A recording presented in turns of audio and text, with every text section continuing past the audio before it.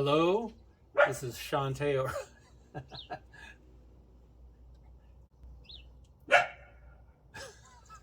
Are you not going to let me do this? All right.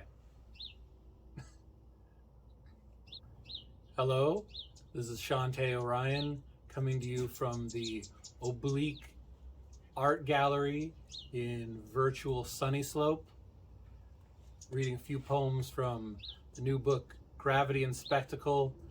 It was a collaboration with photographer Jia Oaks Baker. This is called 66602. The Sonoran Desert is an hourglass, knocked on its side. From each of the four directions, saguaros flip you off.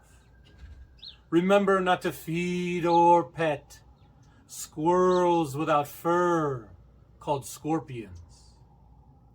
Photo radar cameras line the 101 corridor, making the Pima Freeway the world's most expensive photo booth.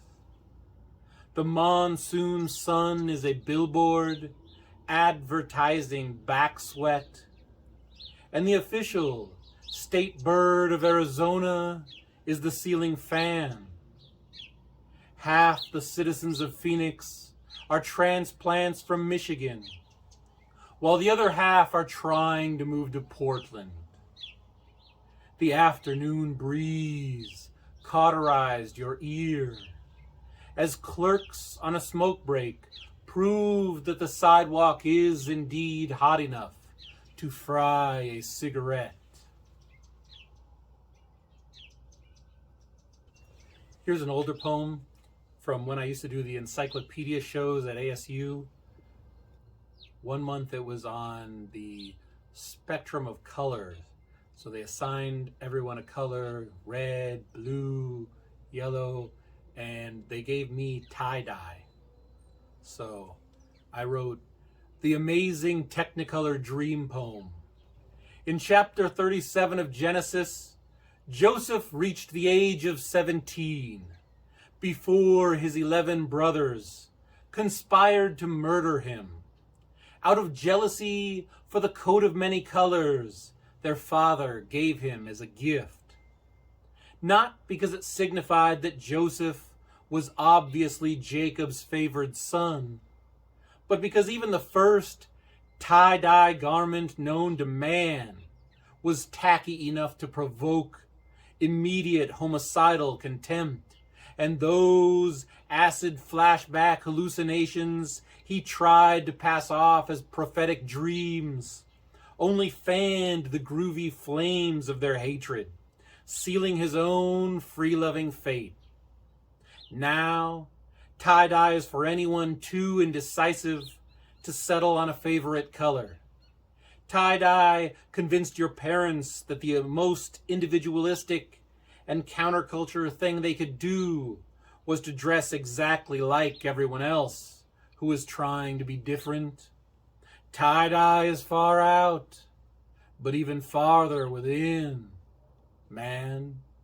Tie-dye is the reason Supreme Court justices, hot goth girls, and Batman wear black. Tie-dye never gets invited to a royal wedding. Tie-dye is the reason brides wear ivory. Tie-dye has caused chameleons to spontaneously combust.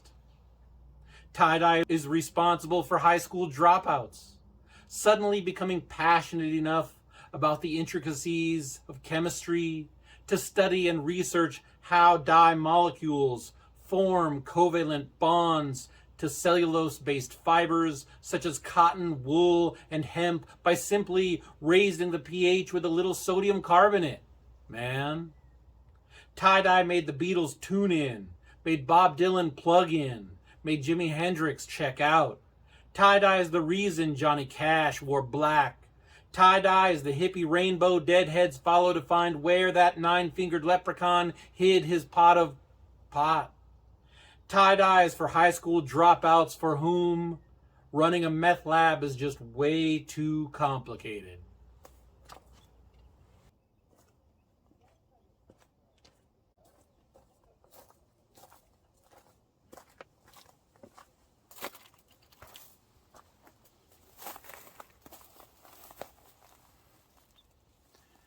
This next one is called Cull to Sacrifice. A new housing development has replaced another patch of uselessly pristine desert, displacing an unfortunate generation of coyotes.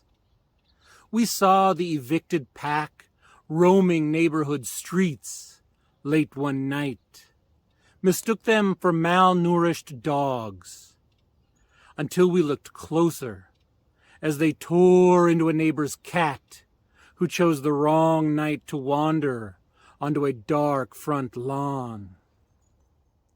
3 years pass when we encounter, late one night between grocery store aisles, the girl who lived in that house.